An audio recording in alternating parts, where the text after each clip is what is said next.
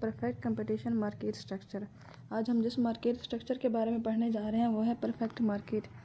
अच्छा, हमने पिछले लेक्चर में हमने डिस्कस किया था कि मार्केट क्या होती है और मार्केट के कितने स्ट्रक्चर होते हैं। तो हमने उसमें देखा था कि मार्केट के दो स्ट्रक्चर होते हैं, एक परफेक्ट और दूसरे इम्परफेक्ट। तो आज हमें परफेक्ट कंपटीशन मार्केट के बारे में पढ़ना है। वैसे इसकी करैक्टरिस्टिक्स पढ़ने से पहले हम इसमें एक बार जहन में रखेंगे कि परफेक्ट कंपटीशन मार्केट जो है इसमें ये एक्सट्रीम सिचुएशन है मार्केट की, कि ये इसमें जो करैक्टरिस्टिक पाई जाती हैं अपनी मुकम्मल खसूसियात के साथ, कंप्लीट जो अजम्पशंस हैं इनके साथ ये मार्केट अब इस तरह रियल वर्ल्ड में नहीं पाई जाती, लेकिन इसकी कुछ खसूसियात, कुछ करैक्टरिस्टिक्स हमें आसपास नज़र आ जाती हैं। तो इसमें अब जब हम इसकी देखेंगे definition, it is a market structure where there is complete absence of rivalry among firms. अच्छा, ये डेफिनेशन से हमें पता लगता है कि ये ऐसा मार्केट स्ट्रक्चर है जिसमें बहुत सारी फर्म्स होती हैं और उन फर्म्स के दरमियान कोई राइवलरी नहीं होती, कि वो सब उन सब के दरमियान कोई इतना कंपटीशन नहीं हो रहा होता। उसकी वजह क्या है? उसकी वजह यह है कि हम इसमें इसके अजम्पशन में ही हमें इसकी वजूहत पता लग जाएंगी। अब इसके देखिए, सबसे पहली वजह है large number of buyers and sellers. ये ऐसा मार्केट स्ट्रक्चर है जिसमें बहुत सारे बायर्स होंगे, बहुत सारे सेलर्स होंगे और उनकी जो प्रोडक्ट होगी वो होमोजेनस प्रोडक्ट होगी। मतलब वो सब जो भी चीज़ें प्रोड्यूस कर रहे होंगे, सेल कर रहे होंगे, वो तकरीबन मिलती जुलती होंगी। अब ये देख लीजिए, हमारी डेली यूज़ की चीज़ें हो जाती हैं, कॉस्मेटिक प्रोडक्ट्स हो गए, या फिर आप कह सकते हैं कि रूटीन की चीज़ें भी हम जैसे इस्तेमाल करते हैं, तो ये हमारे होमोजेनस प्रोडक्ट में आ जाते हैं। सोप है, शैम्पू है, ये सब चीज़ें सेम ही मिल रही होती हैं। इनके जो इंग्रेडिएंट्स कह सकते हैं आप, इनकी जो चीज़ें, इनकी रेसिपी आप कह सकते हैं कि सेम होती है, बस उनके नाम का या पैकेजिंग का फ़र्क होता है। तो बेसिकली चीज़ें सब लोग सेम ही प्रोड्यूस कर रहे होते हैं, तो इसलिए वहाँ पर large number of buyer seller भी होते हैं। Perfect mobility of factor of production. Factor of production जैसे हमारे लैंड, लेबर, कैपिटल, ऑर्गेनाइजेशन है, तो ये परफेक्टली मोबाइल होते हैं। मतलब हम उन्हें एक जगह दूसरी जगह हम उनको शिफ्ट कर सकते हैं। तो उसके बाद फ्री एंट्री, फ्री एग्ज़िट है हमारे पास। इसमें आप इस मार्केट स्ट्रक्चर में जो चाहे एंटर हो सकता है, कारोबार कर सकता है, और जो चाहे कारोबार छोड़ के जा भी सकता है। इसमें perfect knowledge about the market prices. इसमें अज्यूम कर लिया जाता है कि जो कस्टमर है, जो कंज्यूमर है, उसको मार्केट प्राइसेस के बारे में सारी इन्फॉर्मेशन है कि मार्केट में इस चीज़ की इस वक्त क्या प्राइस चल रही है। तो अब हम देखते हैं कि परफेक्ट कंपटीशन मार्केट का डिमांड कर्व कैसा होता है। और स्टूडेंट्स, ये आपने बहुत गौर से सुनना है, क्योंकि ये क्वेश्चन बहुत इंपॉर्टेंट है। जब भी आप जॉब की तैयारी कर रहे होंगे, जॉब टेस्ट की तैयारी कर रहे होंगे, या CSS में आप इकोनॉमिक्स पढ़ रहे हैं, या फिर आप PMS में इकोनॉमिक्स पढ़ रहे हैं, तो उसमें आपका ये टॉपिक ज़रूर है और ये हमेशा इकोनॉमिक्स में आता है।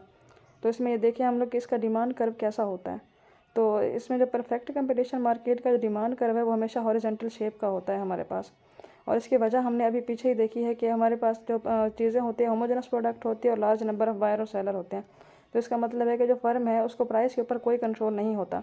वो चाहे तो अपनी क्वांटिटी बढ़ाकर अपनी चीज़ें ज़्यादा प्रोड्यूस करके सेल करके अपना प्रॉफिट कमा सकती है, लेकिन वो प्राइस चेंज नहीं कर सकती। प्राइस, डिमांड और सप्लाई जहाँ पे इक्वल होती हैं, तो वहाँ पर ही वही उसकी प्राइस डिटरमिन होती है और वही वो प्राइस सब फर्म ने लागू करनी होती है। अब जैसे अगर हम मार्केट में जाएँ भी से कोई चीज़ खरीदने, तो कम व बेश सबकी कीमत सेम ही होती है। इस तरह नहीं होता कि एक जगह पे कोई चीज़ 5 रुपये की मिल रही है तो दूसरी दुकान पे वो 15 रुपये की मिल रही होगी, तो उनकी कीमतें सेम ही होती हैं। तो और ये इस वजह से होती है क्योंकि उसमें फ़र्म जो है प्राइस टेकर होती है। अगर वो प्राइस सपोज दैट बढ़ा भी देती है, तो लार्ज नंबर ऑफ़ बायर भी हैं और लार्ज नंबर ऑफ़ सेलर्स भी हैं, तो और प्रोडक्ट तो सेम है।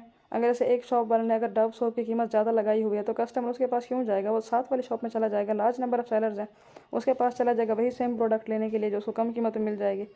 तो यही वजह है कि इनमें प्राइस के हवाले से कोई कंपटीशन नहीं होता और ये परफेक्टली इलास्टिक डिमांड कर्व होता है हमारा। अगर आपका MCQ जैसे आता है कि कौन सा डिमांड कर्व है जो परफेक्टली इलास्टिक डिमांड कर्व होता है, तो ये हमारे पास परफेक्ट कंपटीशन का होता है। और ये परफेक्टली इलास्टिक इसीलिए है क्योंकि देखें, ये हमारे पास प्राइस इसकी फिक्स है, लेकिन क्वांटिटी हम जहाँ तक चाहें इसकी बढ़ाते जाएँ, हम जहाँ तक इसकी चाहे क्वांटिटी बढ़ाते जा सकते हैं। अब हमने देखना प्रॉफिट कंडीशन। अच्छा, प्रॉफिट हमारा कहाँ पे होता है? जहाँ पे हमारा total revenue minus total cost. अगर टोटल रेवेन्यू में से टोटल कॉस्ट निकाल दी जाए तो बाकी हमारे पास प्रॉफिट बचता है। तो अब हमारे पास, अब हम शॉर्ट रन में देख रहे हैं कि शॉर्ट रन पीरियड में जो एक फर्म होती है वो किन किन प्रॉफिट कंडीशन से गुजरती है। तो पहले उसकी जो प्रॉफिट कंडीशन होती है वो तो सुपर नॉर्मल या फिर अब नॉर्मल प्रॉफिट। अब इस डायग्राम में देखें, आपको इस डायग्राम में नज़र आ रहा होगा कि जो हमारा एवरेज कॉस्ट कर्व है वो हमारा प्राइस से नीचे है और प्राइस का कर्व हमारा अबव है। अच्छा, एक बात और भी आपने याद रखनी है, परफेक्ट कंपटीशन में जो प्राइस का कर्व होता है, प्राइस का कर्व ही डिमांड कर्व भी होता है और यही एवरेज रेवेन्यू, यही मार्जिनल रेवेन्यू भी होता है। इसकी वजह ये होती है कि प्राइस को देख कर ही किसकी प्राइस फिक्स होती है हमारे पास, तो डिमांड भी हम यही एज्यूम करते हैं कि फ़िक्स है, और जितनी प्राइस होती है उतना ही हमारा रेवेन्यू होता है उस चीज़ का। तो फर्म जितनी प्राइस लगाती है उसको उतना ही रेवेन्यू मिलता है उस चीज़ का, इसलिए प्राइस और एवरेज रेवेन्यू सेम है। और जैसे एवरेज रेवेन्यू कर्व की शेप होगी, मार्जिनल रेवेन्यू कर्व की शेप भी वैसी ही होगी। तो एवरेज कॉस्ट कर्व जो हमारा है प्राइस से नीचे है, इसका मतलब है हमारे प्राइस जो हमारा रेवेन्यू है वो ज़्यादा है, हमारी कॉस्ट जो है वो कम है। और ये देखिए दरम्यान में जो आपको येलो शेड नज़र आ रहा है, इसमें शेडो नज़र आ रहा है, ये हमारी प्रॉफिट कंडीशन है। देखिए सी नीचे है, पी ऊपर है, मतलब कॉस्ट कम है, प्रॉफिट उसमें हमारी प्राइस जो है वो ज़्यादा, रेवेन्यू ज़्यादा है। तो इसमें दूसरे हमारे देखें नॉर्मल प्रॉफिट, ये भी हमारे पास देखें नॉर्मल प्रॉफिट कहा जाता है कि वो मिनिमम अमाउंट होती है जो कि एंटरप्रेन्योर को बिज़नेस में लगाए रखने में मदद देती है। कि अगर वो मिनिमम अमाउंट भी अपने वो बिज़नेस में नहीं ले रहा, जो उसे मिनिमम एक जैसे कहते हैं कि गुजारा भी पूरा नहीं हो रहा, तो फिर वो बिज़नेस छोड़ देता है, फिर वो नहीं करता। तो नॉर्मल प्रॉफिट एक मिनिमम अमाउंट होती है जो कि उसे अपना कारोबार चलाए रखने के लिए मोटिवेशन देती है। अब इसमें देखें हमारा कहाँ पे होता है नॉर्मल प्रॉफिट, जहाँ पे हमारा एवरेज कॉस्ट एवरेज रेवेन्यू के बराबर हो जाए, या फिर जो हमारा प्राइस कर्व है वो एवरेज कॉस्ट के बराबर हो जाए।